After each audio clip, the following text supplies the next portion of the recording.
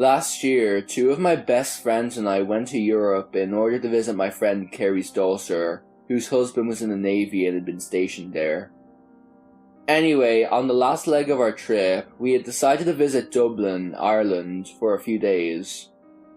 Everything went great while we were there, and on the last night, we decided that we would go and have a couple of drinks at the pub that was just a couple blocks down from our flat. Well, my friend Carrie is a pretty friendly lady, and after having a drink or two, we were all feeling a little more comfortable in our surroundings, and she started chatting it up with this Irishman who we'll call Dave. Right away, Carrie's daughter and I felt there was something a little off about this man. After about an hour of talking, Carrie had wanted to take her picture with him, and he seemed to get pretty upset about this, and told her that he doesn't take pictures and he doesn't have a Facebook and doesn't want his picture on any kind of social media, etc. Okay, I get that. There are lots of people who don't have Facebook or Twitter or whatever for their own personal reasons, and I respect that. But this man just acted downright paranoid about everything. At this point, I thought maybe he just has a wife or girlfriend, and he's afraid that somehow they'll see this picture of him in some place he isn't supposed to be, on some American woman's social media account, and impending doom will ensue for him. I tend to be very paranoid though, and I told her daughter we need to take a selfie, but instead of taking a selfie, I snapped a picture of the man. I'm not saying it was right, but I've been through some pretty crappy stuff in my lifetime, and I've learned that one thing you do not do is ignore what your intuition tells you. And mine was telling me something was off, and if anything, I wanted a picture of this man. Dave would look around a lot and try to get my friend to go outside and smoke with him, even though she told him several times she didn't smoke anymore, and he encouraged her to drink more. Eventually, Carrie's daughter was ready to go back to the flat, so knowing how my friend has the tendency to wander when drinking, I'm way worse. Carrie at least has triggers you can help. I asked her if she could watch my purse for me and not go anywhere while I walked her daughter back to the apartment real quick. By the time I arrived back at the pub, Dave had gotten Carrie outside to smoke, and he didn't look excited to see me back. Now, I'll admit that sometimes I probably like to over-dramatize people's facial features in my mind, because it makes the conversations in my head more exciting. But I'm pretty sure I saw some genuine disappointment there. Since the pub was closing, Dave asked us if we wanted to go somewhere else and drink with him. When I pointed out everything was closed, he said there were places that were always open we could go to. Carrie was eager to go, and I followed, even though my gut was telling me this probably wasn't going to end well. But I was also not ready to return to the apartment and go to bed. So lo and behold, Dave walks us to a door that has a flashing neon sign above it that says, "Open 24 hours, but there's no name above the door, just a sign. We walk down a flight of stairs, and Dave pays €15 for each of us to enter. When we get to the bottom of the stairs, and what to my wondrous eyes doth appear but a blackjack table on my right and roulette-like table on my left, and in front of me is a row of 5 bar stools with 5 scantily clad quote-unquote working women sitting upon them. At this point, Carrie and I look at each other, and Dave starts claiming that he didn't know this is what the place was, but that we had probably better act like we belonged here so that we didn't stir up any trouble. I automatically get a grim feeling because he had no problem shelling out the money for us to come down here, and for someone who didn't know what this place was, the bartender was quick to bring him a Heineken and then ask if his friends wanted anything, in which he ordered us each one as well. After they gave us our drinks, Dave told us that we should probably go downstairs so that we could talk without looking suspicious. Of course, Carrie and I had already been questioning the prostitutes about how much they liked their jobs and everything, so I'm pretty sure there isn't much else we could have done to point out that we were newcomers. Whenever we went downstairs, he sat us at a table, and a man came down after him and kept trying to talk to him, and he told the man that he was talking to his family, because he raised his voice like he was trying to signal something to the guy and he just wasn't getting it. And he didn't even know him, and the guy sauntered away exclaiming, "Fine, if that's how you want to be about it, we can talk later." I should also mention that Dave had told us that he was born and raised in Dublin, so I found it hard to believe that he had no idea where he was taking us when he brought us here. So at this point, in my overactive imagination, I'm 97% sure that we're going to be sold into sex slavery and this is the end for us. But I sit there and listen to him ask my friend a bunch of weird questions, which includes, "Is there anyone waiting for you back home?" Which she takes to mean, "Do you have a boyfriend?" And she launches into the whole story. Meanwhile, I'm getting up to pee every once in a while and dumping my drink down the sink because I don't trust this man or this place. Eventually, as the conversation gets weirder, I pull out my phone and start texting one of my friends back home. All of a sudden, Dave starts paying more attention to me, asking me what I'm doing, and telling me that I should put my phone away before I get into trouble, and that I shouldn't be on it anyway when I'm supposed to be on vacation. When I didn't put my phone away like he told me to, he asked me who was so important that I was talking to right now anyway. Everyone at home should be working by now, etc. And I told him, "Oh, I'm just texting my boyfriend." To which Kerry starts to say I don't have a boyfriend, and I play it off like she just forgot that Andrew and I got back together right before we left. He commented, "What do you need to text your boyfriend for right now anyway?" And he sounded like he was kind of angry. Now I may have just underestimated our situation. It could be that he really was afraid that we'd get beat up or something for me having my phone out, but there were no signs that said no phone, and no one had said anything to me about it while we were upstairs, so I felt that he was acting this way for a whole different reason. He also said, "Now you're not taking any pictures of me now, are you?" So whenever I told him that the reason I was texting my boyfriend was because I had given him my iCloud information before we left, and a list of the places that we were staying and what nights, because I knew it wasn't safe for decent looking American women to be travelling alone with no idea what they were getting themselves into, and he had messaged me because he noticed that my GPS didn't show me back at our apartment yet, and he wanted to make sure we were okay. I didn't feel bad. After telling him that, he was fairly quick to get us out of there, saying that we had been there long enough, and it wouldn't look funny if we went ahead and left now. He then asked if he could walk us back to our apartment, to which I tried to say we were fine, but Kerry told him that would be just peachy, and so he walked us to our flat. Now thankfully, we had rented a place that had a gate that you have to unlock before entering the area where the doors to the rooms are, and ours was on the second floor. Whenever we reached the outside of the building, Dave is trying to talk Kerry into letting him take us on a drive around Ireland, and then taking us back to the apartment. But earlier, he said he walks everywhere or takes a taxi, and by this time it's almost 3 AM, so it's not like we would have seen anything in the darkness.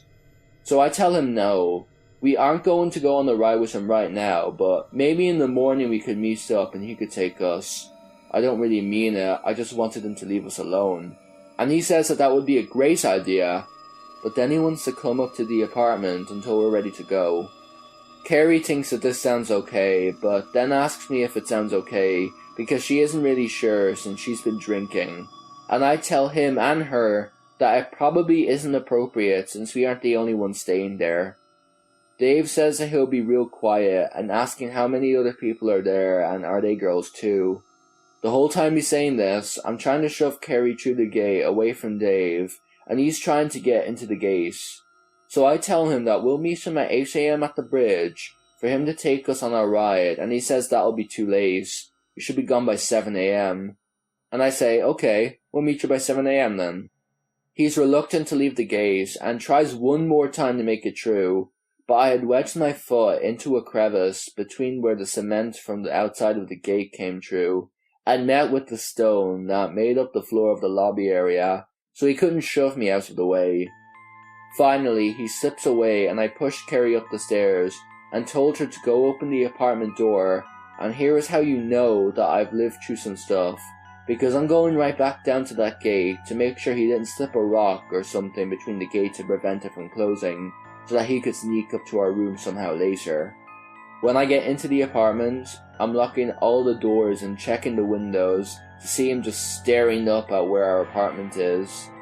I don't know what he was thinking, but something was off, and he didn't even know what floor we were on unless Kerry told him whenever I took her daughter back to the flat. We did not meet him in the morning, and I hope we never meet again.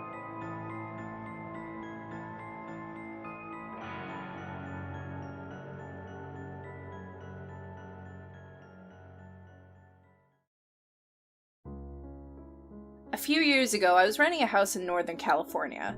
The neighborhood was just outside of the suburbs.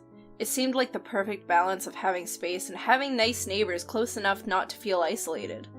The area had no streetlights, so it was very dark at night, especially if there were clouds blocking the moonlight. It didn't bother me though. It made my house feel even more quaint on dark nights. I got home one day from work in the middle of winter. It was a cloudy night, so I pulled up to my house. I saw only what my headlights and front porch light illuminated. When I got out of my car, I caught a whiff of cigarette smoke. That was odd, as I had never smelled that smell around my house before. I didn't see anybody nearby, so I ignored it and went inside. I had just got off shift with a few hours of overtime, so I felt pretty tired. Even though it wasn't 7 yet, I decided to take a shower and call it a night. I woke up sometime later, sure that I had heard a noise inside of my house. I wasn't worried right away, because my friend would sometimes stop by to use my shower after work on his way to his night classes. I even gave him the spare key so he could stop by even if I wasn't home. But he would always text me to let me know beforehand, and I hadn't heard my phone go off. I reached over to my bedside table and picked up my cell phone to see if my friend had sent me a text. The bright light from my phone's screen and number pad blinded me, and this particular phone was so bright I could use it as a flashlight. Through squinted eyes, I could make out that it was 9-something, but I couldn't tell if I had an unread text or not. I set my phone aside and called out my friend's name. There were a couple of seconds of silence before I heard loud footfalls as someone started running through the bottom floor of my house. I leapt out of bed and ran to the closet. They were already up the stairs by the time I had opened the door and stepped inside.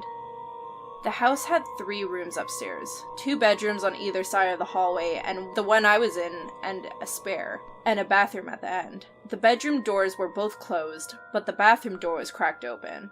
I heard whoever was in my house thundered down the hallway, past my door, and into the bathroom. Thank God he did. That gave me enough time to open the attic access in the ceiling of my closet and hoist myself up. I had just started to lift myself up when the person ran back out of the bathroom. My feet were barely inside of the attic when my bedroom door burst open. I heard footsteps run into my room and then stop. When they didn't see me in that room, they ran back into the hallway and into the other room, which just had boxes stacked in the corner, some weights, and a table where I painted my miniature models. I guess they decided that if someone were hiding, it would be in that bedroom, because they charged back into my room and turned on the light. A moment later, they closed the door that was ripped open. I was crouched in my attic, just a foot away or so from the access, so I could try to stop them if they were going to climb up. From my vantage point, all I could see was about their knee down. They were wearing dirty blue jeans with frayed cuffs and worn work boots. After a few seconds of looking in the closet, they stepped away and I heard a loud crash come from my room, followed by a scream of frustration and anger. That scream was the most unnerving part of the incident for me. It reminded me far too much of my stepfather, who would scream in a similar way when he lost his temper. He would eventually be put in the mental hospital for severe mental disorders that resulted in erratic and violent tendencies. The man in my house ran back down the stairs. I heard crashes and clatters as things were thrown around and the furniture was knocked over. I stayed crouched in the attic. I had left my cell phone when I ran up for the closet, and I wasn't certain I could climb down without him hearing. After some time, the noises stopped. I started counting slowly. When I reached up to 1,000, I decided it was safe for me to climb down and call the police. The first thing I noticed when I exited the closet door was that the intruder had flipped over my bed. I assumed in an attempt to find me. That was the loud noise that I had heard when he stepped away from the closet. I couldn't find my cell phone, so I went to the landline by my bed and called the police. I waited in my room until I heard them call from downstairs. The first floor was a mess. Chairs had been knocked over, the sofa had been flipped. All the books, pictures, and knickknacks I had on the shelves were strewn across the floor. The cupboards in the kitchen had been opened, and all the boxed and canned foods were thrown to the ground. As far as I could tell, though, the only thing missing was a single knife out of my wooden block in my kitchen. The police checked the house from top to bottom. They found the inside of my door had been forced open by something like a crowbar. They also found a few cigarette butts along the fence line, along with some foil and an empty pen tube, which the police had said people often use to smoke meth. So they think that he'd been watching my house for a while. I realized that he must have been out there smoking a cigarette when I got home. They collected up the evidence and told me I should stay with my family or friends that night and get the door fixed as soon as possible. I opted to just not sleep. I moved a shelf over to block the broken door and spent the next couple of hours cleaning things up. I would often go to the window with a flashlight and shine it along the fence line where police had found the cigarette butts and foil, but I didn't see anything. The next day, I called to have my door fixed and the motion lights installed at the back and sides of my house. I ran a phone cable up to the attic and added a landline. I never wanted to be stuck up there without a phone again. Nothing else had happened in that house, though. I lived there for another 3 years without incident. One more precaution I took was practicing getting out of bed, going to my closet, and climbing into the attic as quickly and quietly as possible. I even kept at it when I moved, except now I go to a crawl space at the back of my closet instead of the attic. I try not to think about what would have happened if I had been a bit slower to get to the attic, or if he hadn't gone to the bathroom at the end of the hall first.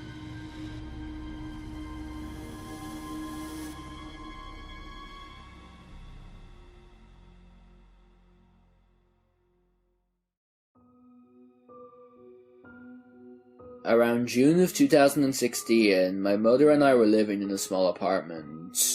There was no basement or attic, obviously, but there was one tiny crawl space in the closet floor of my bedroom. I never looked in it. I suppose some people would be overwhelmed with curiosity, but my mind had already imagined all of the worst scenarios. I decided to leave whatever dead bodies and ghosts were down there for whoever rented after us. It was a nice apartment, small but perfect for the two of us. We lived there for a few peaceful months, until the noises started. It was nothing extreme, just the odd bump in the night, and particularly scratching. My mom just brushed it off as rats in the walls. As long as they stayed in there, I saw no reason to get rid of them. A week or two later, I had already become used to the noise. It became almost comforting in a way. After all, I never really liked silence. That is, until I awoke one night to a different noise. A rolling noise, eerily similar to the sound my closet made when I opened it. I peeked my eyes open and looked over, but I couldn't make out anything in the dark. I thought maybe I saw something move, but I was well aware of how the mind plays tricks on you in the dark. There was only one way to find out. I turned on my lamp. When I turned on the light, I expected to just see a closet full of coats. But what I saw was much, much worse. It was an eye. Not just an eye, but the entire half of someone's face, barely visible in the tiny crack he had opened. He didn't even react to being caught. No smile, no fear. Just watching. My heart has never beaten faster than that night. I wish I screamed, or maced him, or anything. But I just stared back, frozen in time, until I couldn't hold it in anymore. I began sobbing loudly. I think I tried to say something along the lines of, "What do you want?" But it was garbled by my crying. He opened the door more. I could now see his entire body, which I don't care to describe as I've spent 4 long years trying to forget that face. Shh! I lost my breath at that. Hearing him made it real. I couldn't pretend this was some fucked up hallucination anymore. At this point, I sat up and pressed my back against the wall. "It's okay." He said it so cheerfully it gives me chills just remembering it. This is when I finally had the courage to run out of my room. My mom, still half asleep while she called the police, thought I imagined this. Of course, by the time the police got there, he was already long gone. All that was left of him was that damn crawl space. I still never looked inside. Though writing this now, I kinda wish that I did. Having some sort of proof of this would, I don't know, comfort me. Because at least you all know that I'm not crazy. Apparently he had been living in there. For how long, I don't know. But the officers who first arrived on the scene said that there were tally marks inside of the crawl space. I didn't want to know whether he was marking days or weeks. I just wanted to leave that fucking apartment. And we did. The police never found him, not for certain. They thought they found a homeless man who matched his description, but he was apparently unresponsive. I've always thought that they didn't take it all that seriously. Since that night, he's been the face I always see when there's an open door or closet. It's grown more distorted as time goes on, but I can always make out a part of his pursed lips. As if he's still shushing me even now. It's gotten easier with time, but I don't think it will ever leave me completely. Anyways, I guess we didn't really have rats.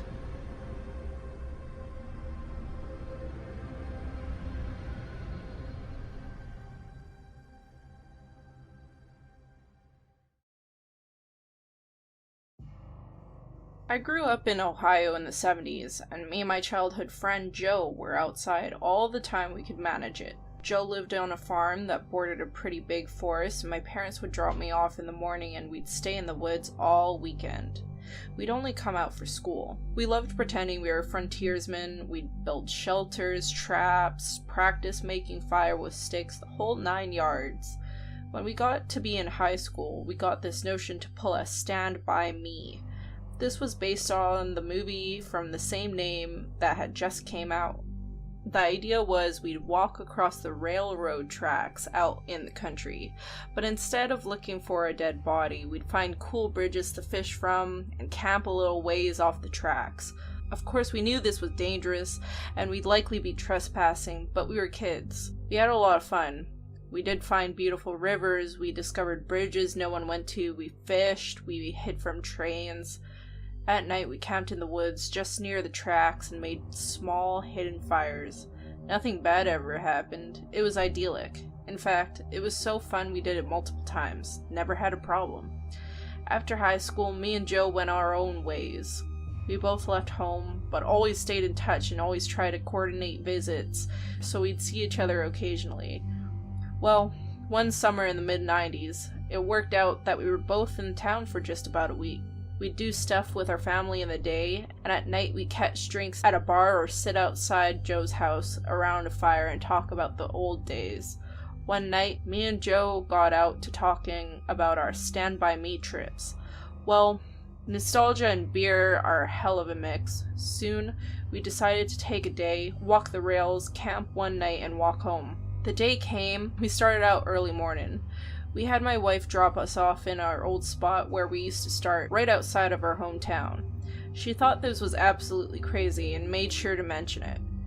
When she pulled away, Joe suggested that instead of walking the usual route, we'd take the opposite direction, just to be adventurous. We knew the land well, we had a map, so I gave the "what the hell," and we set off. The day went fine. It was fun and a little sad, but in a good way. We found a bridge and sat on the edge, smoked a joint, and moved on. We had no fishing gear, but we brought some canned food and other stuff. Before the night started to set in, we picked a spot to camp. It was in the thick forested area, trees on every side of the train track, so you felt like you were in a tunnel. We had brought small hammocks to sleep on, but before we set them up, we decided to do a little scouting of the perimeter. Now, this is what we used to do in the old days too. We'd walk the area around a bit, to make sure some dude's house wasn't just over the hill and we were actually camping on their yard. We walked maybe 100 or so feet into the woods and up a small incline. We figured if we didn't see anything from the top of the short hill, we'd be fine. But when we got to the top, we saw an old building down at the bottom, about 100 yards into the woods. It was barely visible. We pondered over what to do. We both assumed it was a sugar shack or something, because there didn't appear to be a clear road into it. From where we were, there didn't look to be anyone in it either. All was quiet, no movements could be seen, no lights. We decided to walk a little closer just to make sure. We came down the hill very slowly. As we neared the building, we saw it wasn't a sugar shack at all. It was an old church. It looked like it had been abandoned for years. It was a squat, staggered building whose wooden planks were almost as black from years of moss and rot. A cross still stood on top of the place, also weathered black. None of the windows had glass, and there were no doors, just open doorways. We got close enough to see inside. There were rows of pews and built-up section in front for a preacher to stand on. We didn't go all the way in. We didn't want to. Beyond all that, there was no sign of anyone else, no footprints, no paths, no roads. It was an abandoned church. We left immediately and went up back to the hill to our spot we had just picked to camp. Having a hill between us and the church made us feel better, but we were still a little uneasy. We chalked it up to natural creepiness. Seeing a church in the middle of the woods would be illicit. Besides, at this point it was dusk and we had just both decided to rig up our hammocks and go to sleep and move on at early morning. Night set in, and as we lay in our hammocks and shot the shit, we began to hear something in the direction of the church. Our conversation went a little bit like this. Did you hear that? What the fuck is that? It sounds like people singing? And it did sound like people singing. We both slid right out of our hammocks and hunkered down, straining to hear more. We listened for a minute or two, and the singing continued, but it wasn't getting louder. Finally, we decided to creep back up the hill to see if we could spy where the sound was coming from. We could still move very quietly in the woods from the old days. It was second nature to us. The moon was barely out, and it provided enough light so you wouldn't walk right into a tree, but it was near pitch black. We didn't use flashlights as we crept up slowly up the hill, and we didn't talk either. When we got up to the top, we saw a light in the distance. It wasn't coming from the church, and the singing wasn't coming from inside. Joe and I put our heads together and had a hushed conversation that boiled down to, "Can you believe this shit?" The light looked like candlelight from the way it flickered, and though we tried, we couldn't make out what was being sung. It sounded like church music, but in another language. We sat and watched for a while, trying to see who was in there, but we only saw occasional shadows. We had no intention of getting closer either. We had just about a football length between us, and we aimed to keep it that way. The singing continued for a bit, and then it stopped. After that, a booming male voice began to chant. I was already freaked out, but his voice thoroughly scared the shit out of me. It sounded like some Old Testament preacher you see in the movies. But again, it was like he was speaking a different language because we couldn't understand a single word. Eventually, it got to where the single male voice would say something, and then a bunch of voices would answer in song. This lasted for a while, and then they all broke into this long, sustained wail that just kept getting louder. It got so loud and so disturbing that I covered my ears, and then it stopped. At this point, I was getting ready to say, "Let's get the fuck out of here," when Joe put a hand on my shoulder and hissed, "They're coming out!" We were far enough away that we couldn't make them out very well, but what we could see was a line of figures walk out the open doorway, all holding hands in a single file. We could see some of them had flashlights. They began to sing again, and the light from their flashlights began to move towards us and the hill. We booked it back down to our campsite, grabbed our shit, and ran down the tracks. Once there, we ran down the tracks in the direction we came from. After a few minutes, we stopped and looked back. We saw lights coming down the hill. They were moving erratically, like whoever was holding them was shaking them. We continued to run in spurts and walk as fast as we could. We eventually stopped seeing the lights and came to a road. By our map, we knew a small town was about 15 minutes down it, and we walked there. got to a 24-hour gas station and called my wife to come get us. My wife and other friends all just thought it was kids messing around, but I heard those voices and they sure as hell didn't sound like kids to me. Not sure who those people were, but it was definitely the creepiest thing that happened to me out in the woods.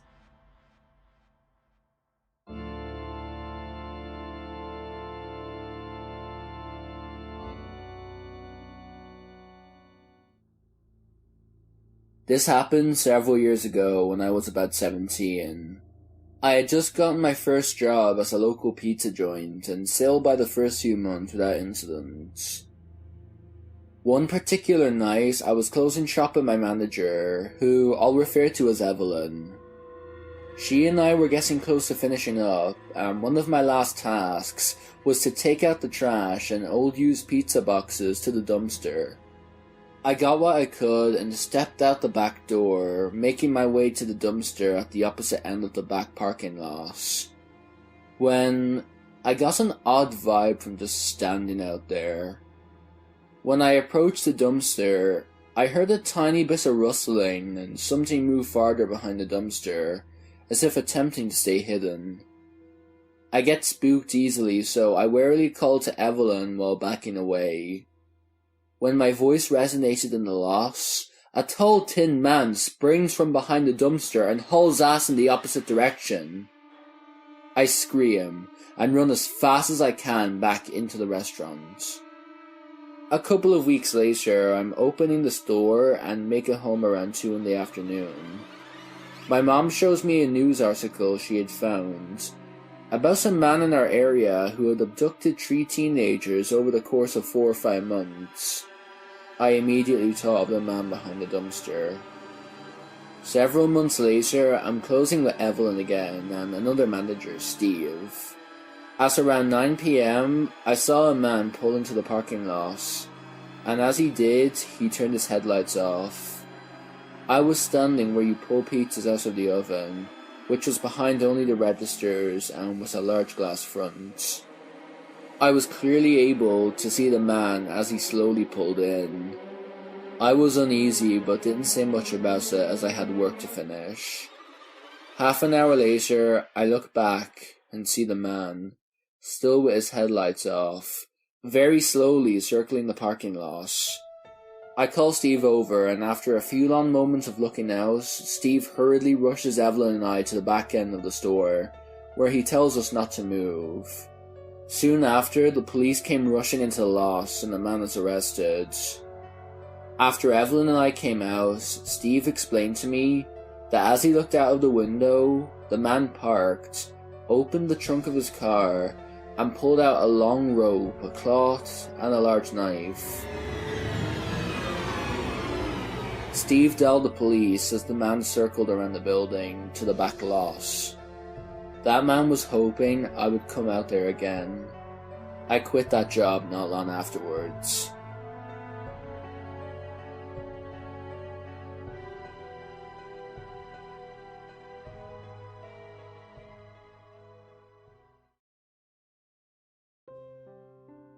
So this literally happened 30 minutes ago. I'm driving to work and it's about 3:30 a.m.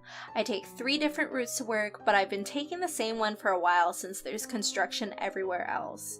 I'm driving down this road and on either side of the road is all subdivisions. I'm listening to a podcast, trying to keep myself awake until I can get some coffee. I started getting this uneasy feeling in my stomach, but I thought it was just my body telling me to get caffeine and maybe get something to eat. I ignore it and continue driving. All of a sudden, this guy starts running out into the middle of the road. I barely see him since he's wearing dark clothes. I manage to slow down and I notice he's looking pretty freaked out. Now, I listen to a lot of creepy podcasts ranging from true crime to supernatural. I know all the rules to stay safe in situations. I wish I listened to them today. I normally wouldn't stop, but I knew if something happened to me, I would want someone to stop, so I did. Luckily, I kept my car running and I rolled my window down just a little bit so I could talk to this guy. I asked him if he was okay. He started freaking out and saying someone was trying to kill him. He told me his dog was ripped apart in his front lawn and he tried to pick up the remains to try to bury it, but then he saw a man running towards him with a knife. He ran off when he saw this man.